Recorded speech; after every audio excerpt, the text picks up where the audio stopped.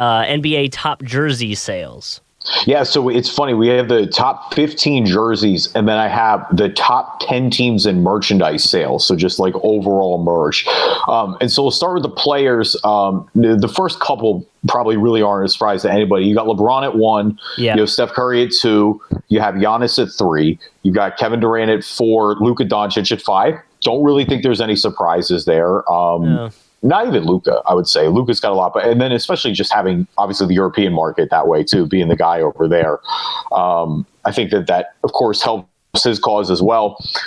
Then it starts to get a little more surprising, if you will. So Jason Tatum is 6. Ja Morant is 7. Trae Young is 8. Klay Thompson is 9, and Damian Lillard is 10. Okay. Anything there stand out to you in those 5? Ja, that I would assume. I think I saw that's him cracking the top 10 for the first time, which is cool. Trae, I feel like that's pretty high. That might be the highest I've seen him at 8. Is that right? He's at 8. I'm not. Yeah, Trae's at 8 right now. And then Klay. I was reading about this. Klay, I guess this is his first time back on the list since 2018, which makes sense. I mean, he's back from the injury. We kind of missed him for 2 years, so I could see the hype being built up again and people wanting his jersey for his return, Yeah, it's a little surprising just because Klay is one of the most beloved dudes in the NBA. Like, I think him and Dame will always be on that list because I think casual fans liked him a lot. I also just don't understand how... so this is jersey, right? Like, we're specifically talking jersey. So then I don't understand how, like, LeBron and Curry stay number 1 or number 2 always, because in my mind it's like, all right, I bought the jersey, I'm not buying another one. Like, I'm good. Like, how are we still? You know what I mean? Like, you got different variants now. You got the 3rd jerseys that get done every year. You got the 4th jerseys. I know, but I don't know. Maybe it's just because I'm not a big jersey person. Like for me, if I'm buying merch from a sports team, it's probably a hat or like one of those shirts that just says like 76ers on it or something. Like I don't need a jersey. And if I do buy a jersey, like I would buy an Embiid jersey, right? Because Embiid's like the star. He's going to be our guy, in theory for the foreseeable future. Like, he's our guy. I'd buy an Iverson one, but like, I don't know. I would never wear it, so I have trouble buying it. Like I bought a tailor-made Wiz Khalifa basketball jersey when he went on tour and came to St. Augustine, and it has sit like in my closet ever since, and I've never worn it. So if you're watching the video, that surprise face I just made there was because I realized that this might be the first episode in like a year and a half that Justin doesn't have a hat on, because Justin brings up, of course, that he likes hats. And like, obviously, like, Justin's got great hair, but I'm genuinely stunned that, I had like, you're right. You're not in a hat right now. That's crazy. I've been very excited that the weather here has gotten a little bit colder, because it's like the 2 weeks out of the year that I actually can justifiably wear a beanie and people won't look at me like I'm crazy. Oh, and yeah. I have a Jags beanie that I wear like twice a year. Yeah.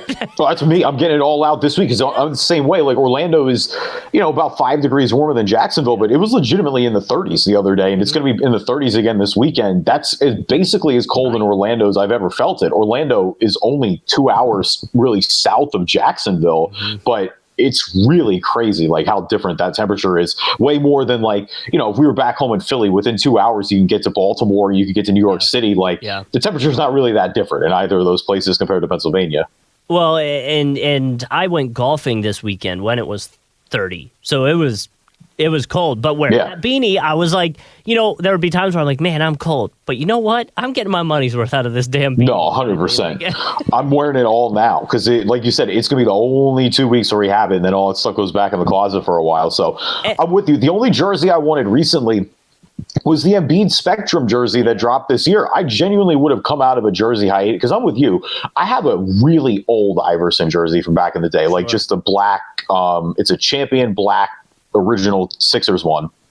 And then like I haven't really bought an NBA jersey since then. I haven't had any desire to, even with, because I'm kind of the belief that if I'm going to buy a jersey, I want it to be a franchise legend. But I'm the same way as you. I don't wear them, so there's not really the reason to drop the money on it.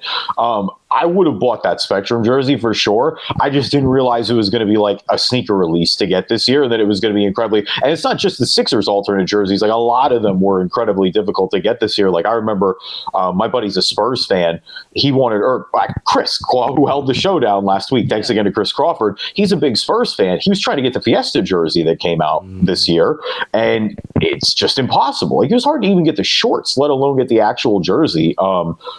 But yeah, I would love to. I mean, I'd love to track down an Embiid jersey, and that gets us into the next 5. Joel Embiid is number 11. Anthony Davis is 12. Devin Booker is 13. RJ Barrett is 14, and LaMelo Ball is 15. And so it's funny. I got my hair cut earlier today, and I was talking to my barber. Shout out to my barber Nick, who's a big Knicks fan.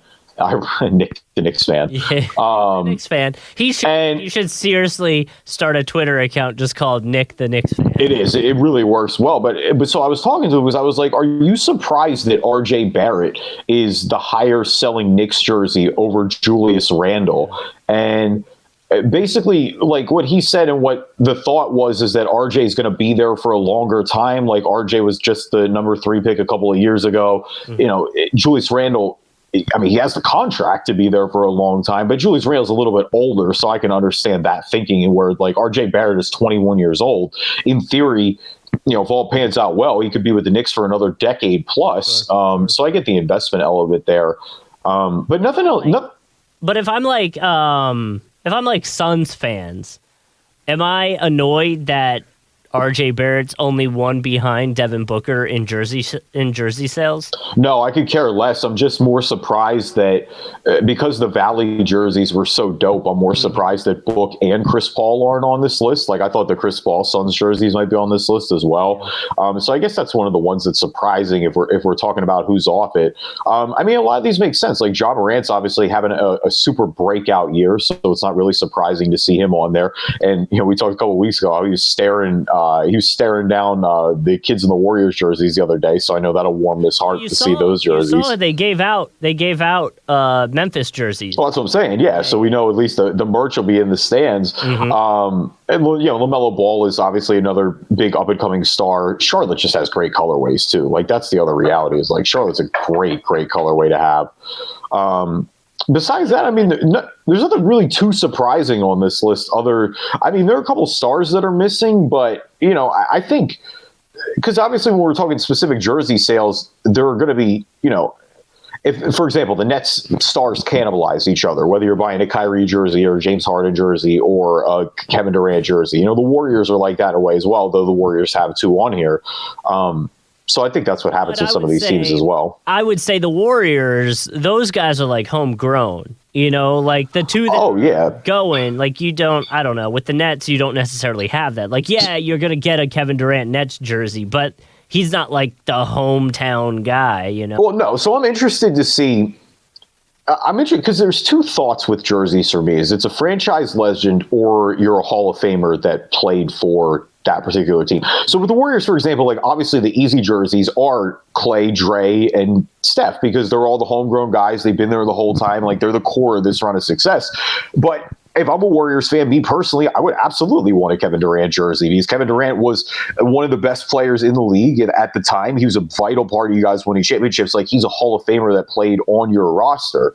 I'm trying. That's kind of the way the Raptors are a little bit to a lesser extent, but it's like, if I was a Raptors fan and Raptors fans, correct me if I'm wrong here, but I would hold my Kawhi jerseys. Kawhi won a title there. Like that's something to me where it's like you had a guy at his peak, he won a championship, so I get keeping it around, I like the very out there like logos or things. Like I talk about this all the time, like with the hats, I'm looking for the Jacksonville Lizard Kings, which is the old hockey team. Right. Like, I would love a hat like that. So, like, to me, like, if I were a Warriors fan, I feel like the jersey that I would want would be like an Andre Iguodala jersey because it's like it's OG. Like, he was there for the great years. He's still there now, but you know what I mean? Like, but he's not one of the big names, so people would be like, huh, Andre Iguodala or something. There is a subsect of people. I don't know if subsect is maybe the nicest way to describe it, because it doesn't mean to be me. But there's a group of people that will always, with teams, and I respect this group, where whenever they get a jersey, they'll always go for somebody who, like you said, an Iguodala, where they're not the star, they're not the Hall of Famer, but they were such a solid role player that the fans loved and really like bonded with the city. Right, like it proves that you were watching during those crazy years or something like that. You know what I mean? Like if it, like I don't even know how to explain. Like if you were going to pick, Nick Foles doesn't really work for the Eagles because he's like quarterback, so he's big time, like big name. But you know what I mean? Like if you were to pick a player that was playing the defensive line during the year the Eagles went and won the Super Bowl, but he was like a big part of that win. You know what I mean? Like, yeah. Well, the NFL, it's easy because there's so many guys. Like with basketball. You know, somebody, I don't want to say he's a role player. Like the person that came to mind I was going to use for the analogy was like Tony Allen in Memphis. But Tony Allen is getting his jersey retired by Memphis and was such a part of that. But like he was a star, but he's not a Hall of Famer, if that makes sense. Like he's a Memphis star, but maybe not a league-wide star. Yeah, like to me, like if I were just to be the homer, like I would go with Maxey, right? Like I would have a Maxey jersey.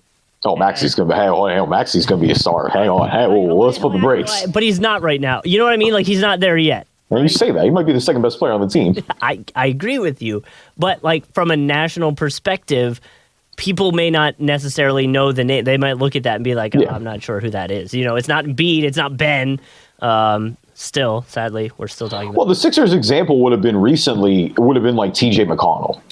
Well, I have a T.J. McConnell jersey, so to that point... You got the Indy one, right? But well, Austin bought me the Indy one because he couldn't find a Sixers one, which is fine. Surprising, honestly. He had already been on the Pacers for like a year and a half at that point. So yeah, I know.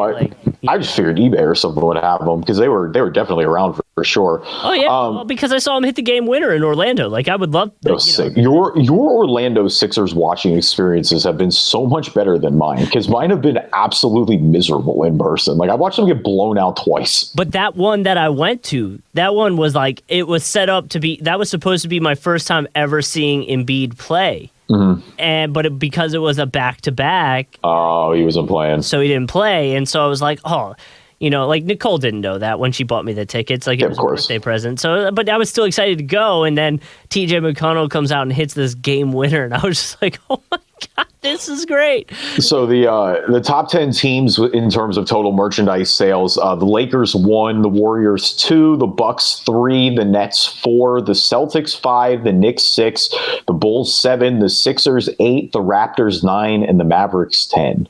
I guess I know the Bucks just won, so maybe it's not as surprising, but I guess that's still surprising that they're up there, right? No, they just won the title. No way. And Giannis. But that's what I mean. Like, I don't know, they're a smaller market than a lot of the ones that they're up there with. Yeah, but they got a big star, mega star in Giannis, and I think that supersedes all at the end of the day. Plus the title. Like, anytime, like, you're going to get that boost from selling. Like, are you kidding me? When the Eagles won the Super Bowl, I would buy anything that said Eagles Super Bowl champions on it. The Bucks, there are plenty of people in Milwaukee who I'm sure are the same way. Mm-hmm. No, I can get behind that. So, those don't necessarily surprise me, but what would you say is your number one team merch thing? Like, like for me, like it's hats.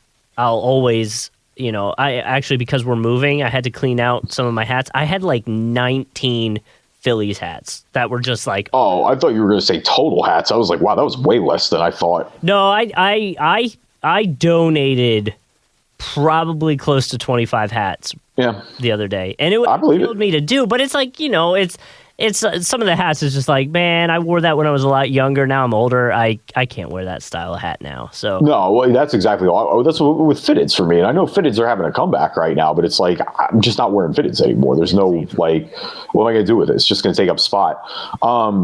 Brooklyn being over New York shouldn't be surprising because they're better right now, but that's still going to shock me every time I see it just because there are more Knicks fans in New York City than there are Nets fans. Like, that's just a reality. That's fact. I know Brooklyn has a little bit of the New Jersey fanhood as well, the old Nets fans from Jersey, but nothing really else too surprises me here. I mean, if you look at the jersey list and who's selling the most merch, it's pretty comparable. Like the only team that didn't have anybody on the jersey list that made the total merch list was Chicago and Toronto. I think Chicago will always get a boost with obviously the Jordan legacy and just those colorways, and the fact that obviously, as we're going to talk about, they're having a pretty good season this year. So I think that helps too. The other, I mean, and I think Toronto just gets a boost from being Canadian. You know, it's Canada's team. Yeah, absolutely. Canada's team.